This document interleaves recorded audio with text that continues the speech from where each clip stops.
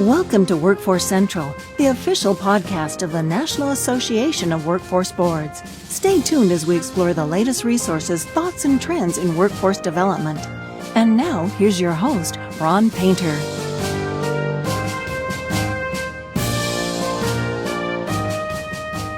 Welcome to Workforce Central. I'm Ron Painter, your host, and it is a pleasure for me this morning to welcome retired Congressman George Miller. Congressman, welcome. Thank you, Ron. Thanks for the opportunity. Congressman Miller was born in Richmond, California. His father was a longtime state senator in California. So, Congressman, you were born into this work. Graduated from Diablo Valley Community College and San Francisco State University. When the congressman's father died in 1969, he ran for his father's seat, but lost the California 7th Senate District. I think that might have been the last time, Congressman, you lost at the polls. He went on to attend the University of California Davis School of Law, where he received his Juris Doctorate. After admission to the university, he served as a legislative assistant to California Senate Majority Leader George Moscone before entering the U.S. House of Representatives in 1974. In announcing his retirement, the congressman commented, "This is a great institution, and I cannot thank my family and my constituents enough for having given me the honor and privilege of representing my district in Congress these past 40 years. I will leave Congress with a full heart and a crowded plate because the challenges of our times demand our constant involvement. We've made progress on many fronts, but have a lot of work still to do." So again, Congressman Miller, my pleasure to welcome you to Workforce Central. Thank you. So I wanted to kick off and ask you, so now that you're retired, do you have a to-do list? What's occupying your time? Well, thank you, Ron. Thank you for the opportunity to talk with you and your audience. As I was thinking about retirement for a couple of years, I was trying to think of whether or not I could achieve some form of leverage on the very same issues that I worked for in Congress, where I had leverage because of my committee assignments, my seniority, my involvement in leadership. Could I still impact really my work, broad-based work around the American family, and focusing on education and children? And I've had that opportunity both in the private sector and the nonprofit sector, working on a number of boards and commissions and for a company, trying to deliver those educational opportunities for young people and for adults that find themselves in need of additional training and education to take advantage of a new opportunity or a change in their job circumstances. So it's really been rewarding. I've tried to say that I'm working about half of the time I used to work. I don't know what it is, but so far it's really been good and amazing opportunity and to witness a lot of the workings in this area of education and training. So it's been great. So, Congressman, when I was researching for today's broadcast, one of the things I went and was go back and look at some of the legislation that you sponsored over your time in Congress. Obviously, a long time affiliation with the Education and Workforce Committee, but lots of the bills seem to me to reflect some aspect of the social contract for workers in America. Do you worry about the condition of the American worker? I mean, are they better off today as you look back? I mean, you came to Congress in the Watergate class, 1974. So do you have concern about where we are with the American worker? Well, I think probably I've always had that concern. I grew up in a very blue-collar family. Although my father was a state legislator, he was a small business person, and as I was born, he was working in the shipyards here in the San Francisco Bay Area during the war and after. And all of my friends in the community I live in are impacted by really blue collar jobs. There's refineries, there's steel mill, chemical plants, transportation systems, shipping companies, and those jobs, obviously, in my lifetime, have changed dramatically, and the workforces have changed dramatically. We've gone from thousands of people working at the steel mill to a few hundred. Automation has changed that. Innovation has changed that. So people here, whether they were in the sugar refinery or the oil refinery, have found themselves sort of in constant improvement in their job skills, their education, the talent that they can develop to stay with those industries. So when I went to Congress, workers and their families were big on my mind, and I ran my election based upon the impacts, and that was across the board for those families, because we witnessed it in a very small community, and these were the people you spent time with as a young person growing up, with the fathers and the mothers of these families that worked in these industries. So it was big on my mind when I went to Congress. So was it a fairly easy decision then for you to at one point chair, later on being the ranking member of the Education and Workforce Committee? Yeah, that was pretty exciting. It was a great thing. When I first got on the committee, I was the most junior member of the committee, of a very large committee in education and labor, as it was called that time, education and workforce today. And I never thought I would be the chair of that committee. But sure enough, you just sort of grind on there, and all of a sudden you find yourself in the chairman's chair. And it was really an opportunity to try to spread the wings of the committee and really rethink how we were addressing families, whether that was education, the cost of college, the student loan program, early childhood education, worker protection. I did a lot of work around worker protection and safety on the jobs, working with OSHA and agency. And so it was really, to me, it was like all of a sudden I had arrived at a feast. All of these issues I was concerned about, I now had some. In Congress, you don't get a lot of control, but at least you get to set the agenda, and you get to set the debate and figure out how to solve these problems. And you, of course, have to do it if you're going to be successful on a bipartisan basis. And I just had wonderful success on that basis.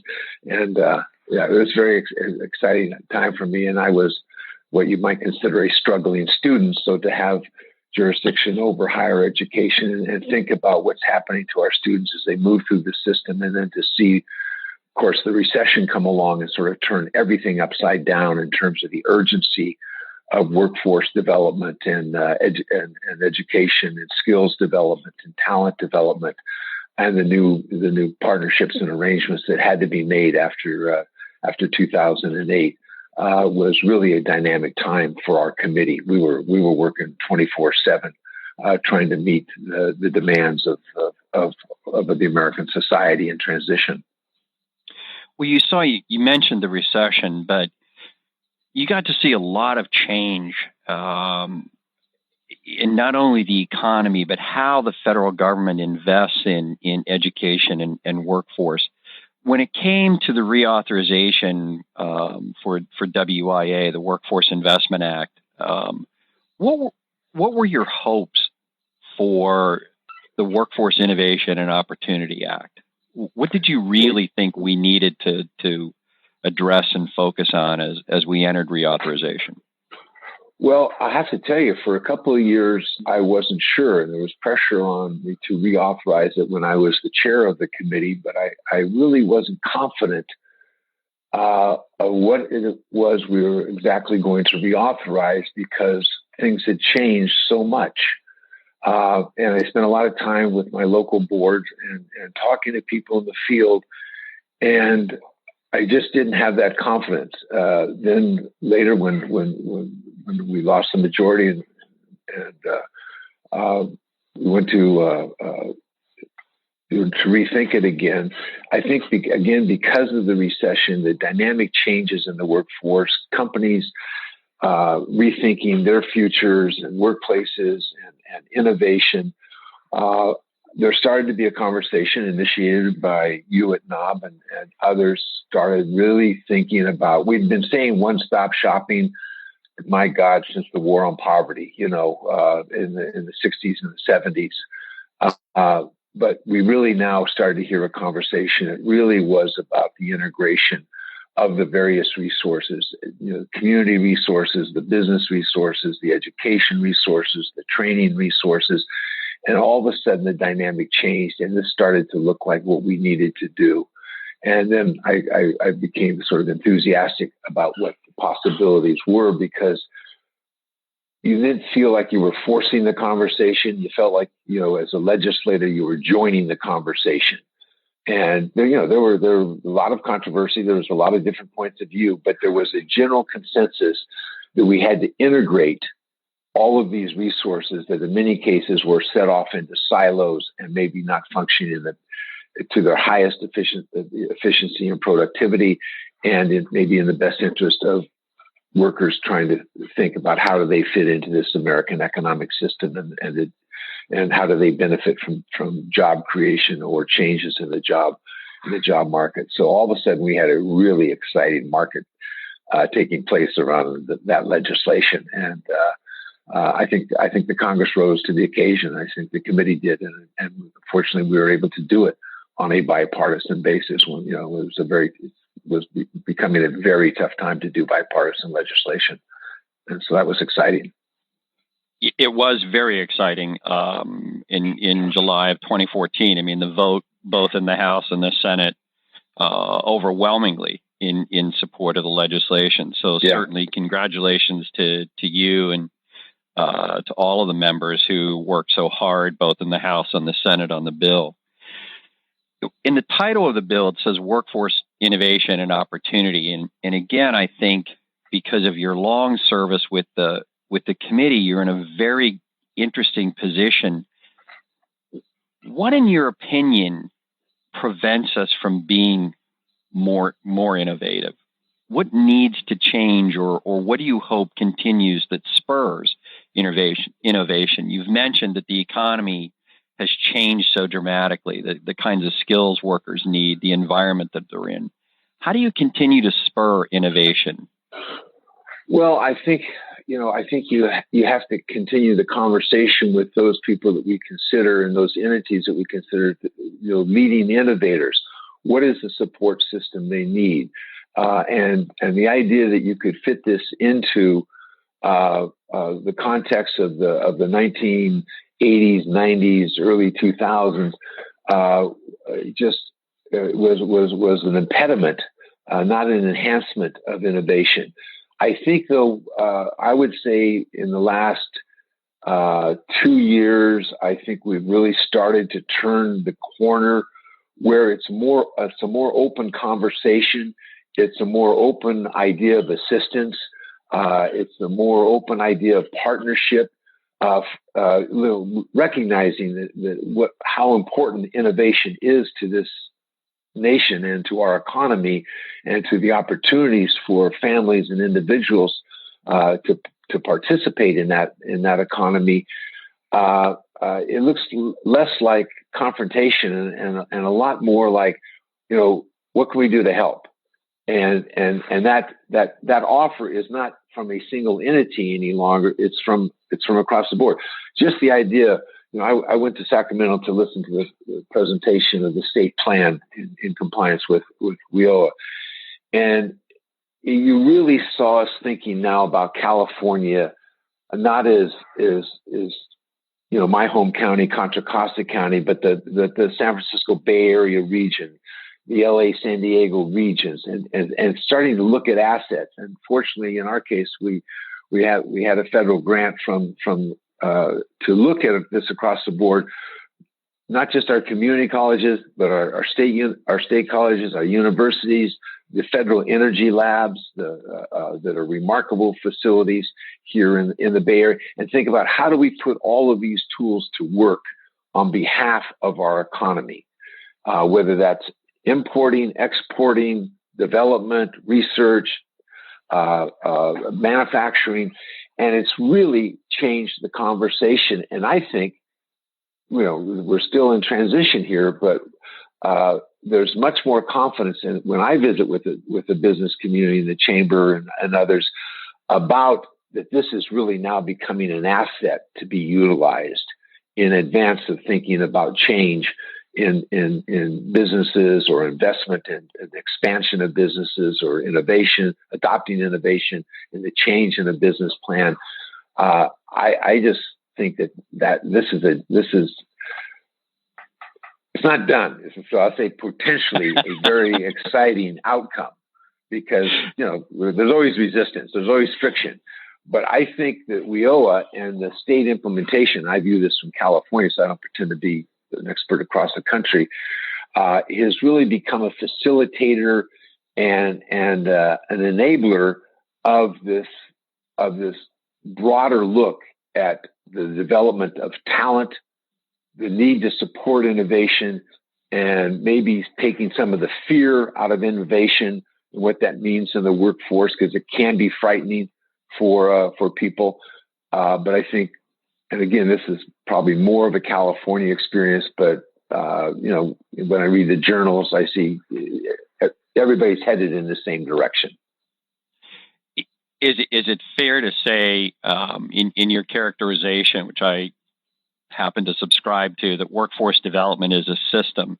Is it fair to say that part of what you're enthused about is the focus of responsibility on the workforce boards to carry on this conversation? Well, I think that's clearly the responsibility, and I think, again, going to a couple of conferences and listening to people, I think they have a different sense of their mandate, and there's much more inclusion. I was, early on in this discussion, and one of the reasons I didn't move to reauthorize when I was chair is I just saw, visiting some workforce boards, there was still this, I hate these old terms, but there's an old term of sort of silo thinking, and there was too much turnover for me in participation, and yet the participation wasn't broad enough. And I think too much of focus on a program versus on a program versus a system. That was my feeling. And, if I look, I described my hometown growing up. Those industries are still here today, but they're entirely different in their assets and their structure and how they're run and the innovation that has taken place, whether that's in steel or oil or chemicals, dramatically different in materials that we couldn't have dreamed of in the early days. And that required a lot of cross conversations between our community colleges. I can remember when one of our companies here was looking for a modern.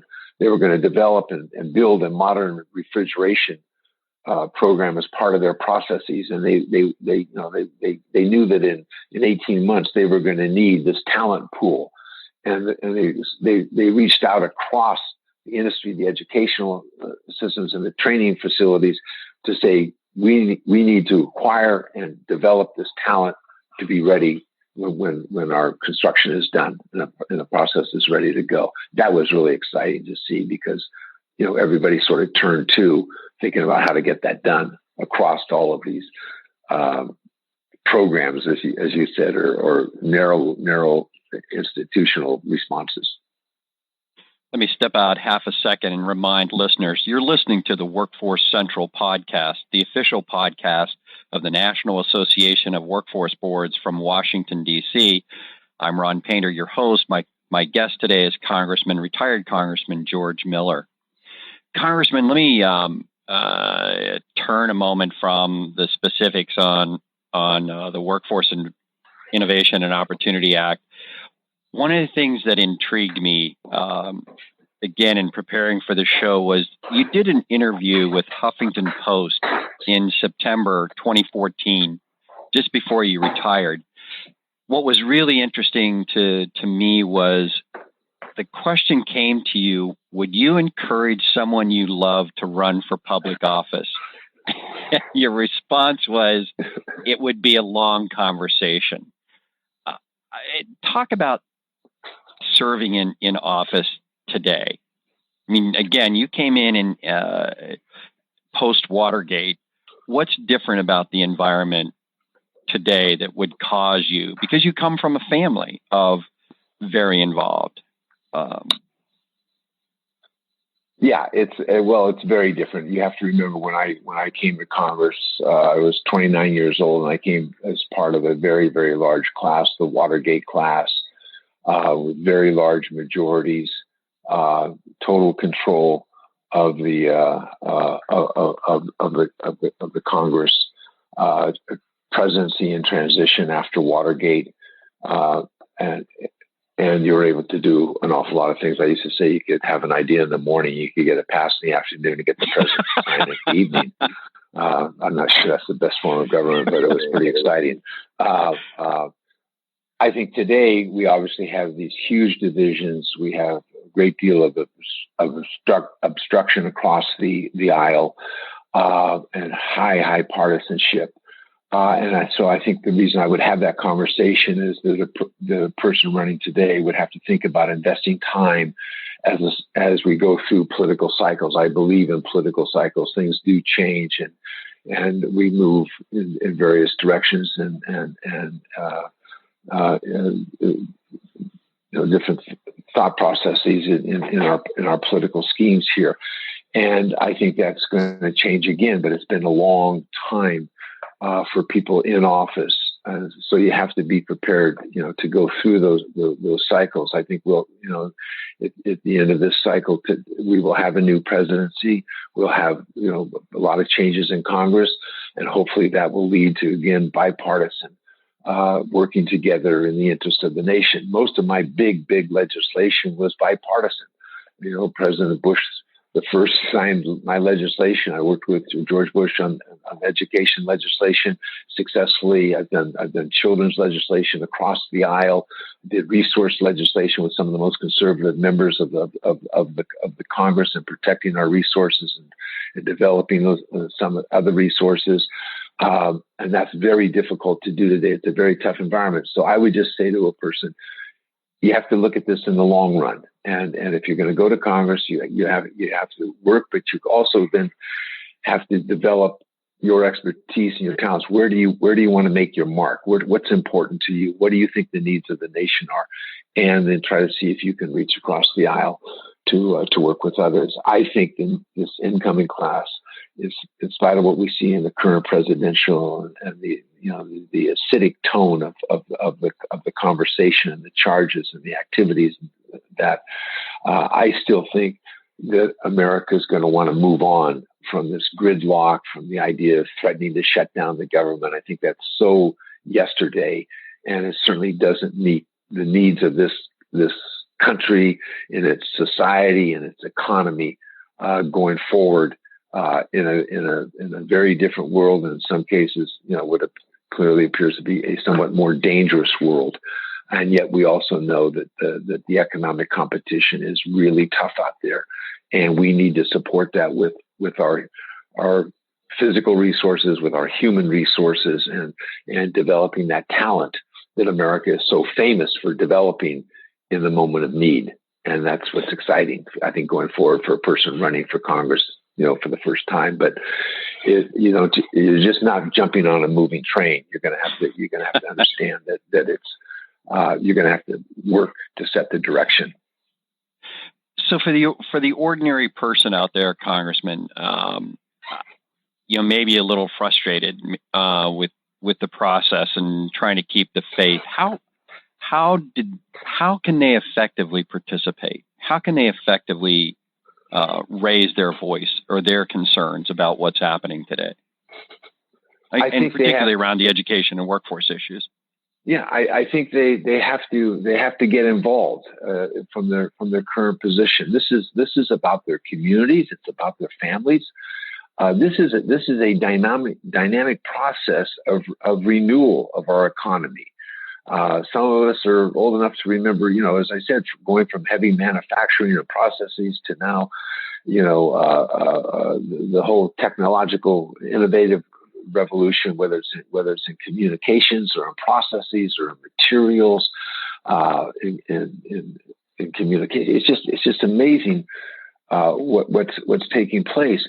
but we have to think in terms of our communities. I mean, we see, a huge turnover in the number of people who are going to, for whatever reasons, move to a new occupation. What is it? 30% of the people every year looking, end up in a new job, new occupation, new field. And I think the institutions have to match that, but they also need public support. I don't think Americans can sit on the sidelines. I think you have to get involved in your community in these decision-making opportunities. I think that the broader the discussion, the better we do as a democracy. And the presidential year is a great opportunity. I mean, people think it's corny or they're intimidated. They don't know how to do. It's easy to join up in a campaign. Believe me, when somebody walks through the door and says, "Yeah, I'd like to help. I don't know too much, but what can I do to help you get elected or pursue this idea?" If it's a ballot initiative or whatever's taking place in your community, you're as welcome as anybody on the face of the earth. Because a lot of people, this is the lowest level, I think, of civic participation and engagement in the history of our country.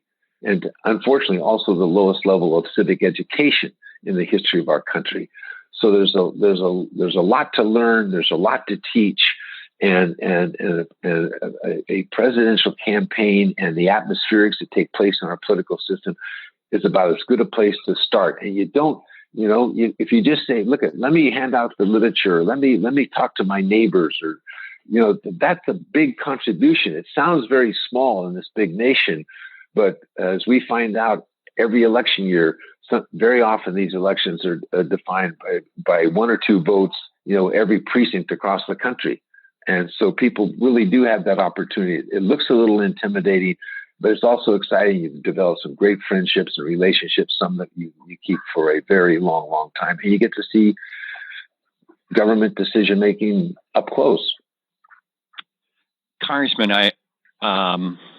I'm really curious. You got to participate in a lot of very large pieces of legislation, the Affordable Care Act, the No Child Left Behind. You were here for the early conversations of the reauthorization of that legislation. You got to see the Workforce Innovation and Opportunity Act.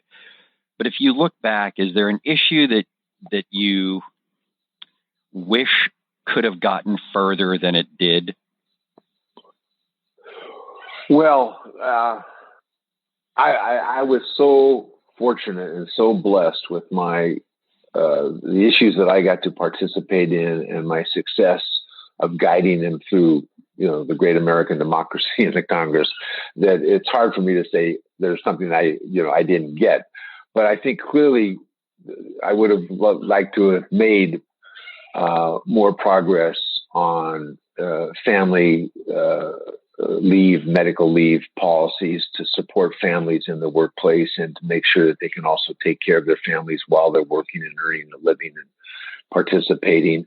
And certainly the more and more science we see, the more and more we understand about how our brain works and how it learns early childhood education, because we pay a huge price for the neglect of these issues with respect to the development of our children and the development of the American talent pool. And we spend a lot of money on remedial education and healthcare and these kinds of issues that if we did it right the first time, the rewards would just cascade in the American economy and on the American society. But a lot of work's being done. There's some good, actually, a little bit to my surprise, some pretty good bipartisan discussions going on in the current Congress about how to support families when the workplace has become more demanding. In some cases in California, the commutes have become longer. But at the end of the day, we have to have healthy families in our community, and that's sort of the umbrella under which I work. But those were two areas where we didn't make the big breakthroughs like we've done in WIOA or in the Higher Education Act, or even in the rewrite of the Elementary Secondary Education Act. Early childhood and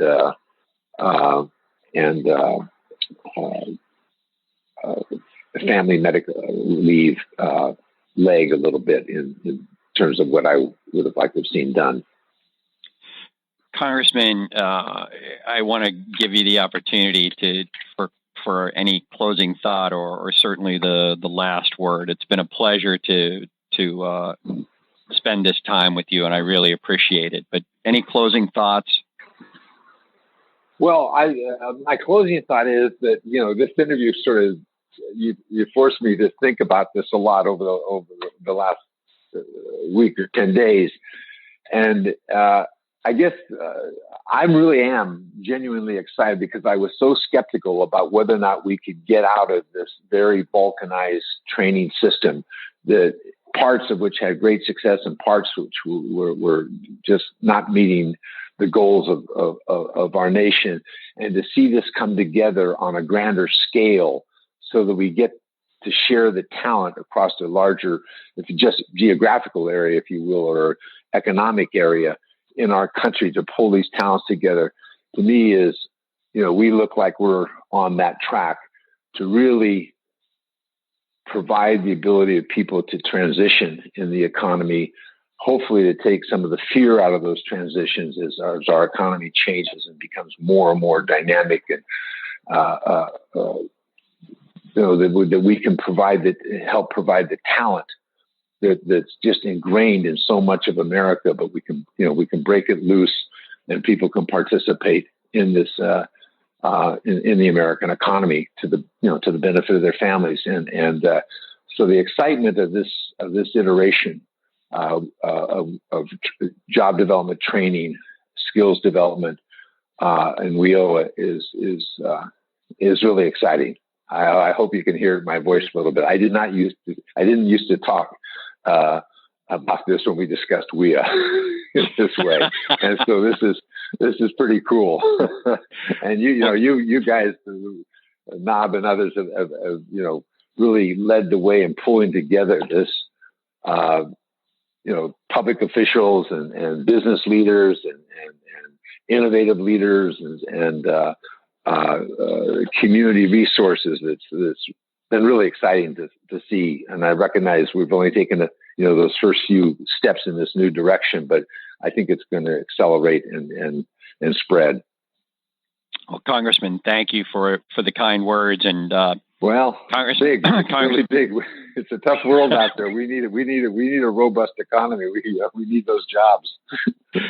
We will keep fighting for that, Congressman, and I'm certainly going to invite you to join us at Forum 2017 in March as we get together to continue this journey in WIOA.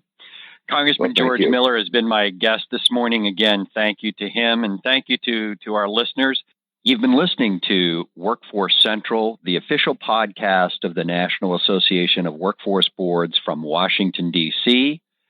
If you have feedback or questions or people that you would like to hear or subjects you'd like to hear more about, let us know at info@nawb.org.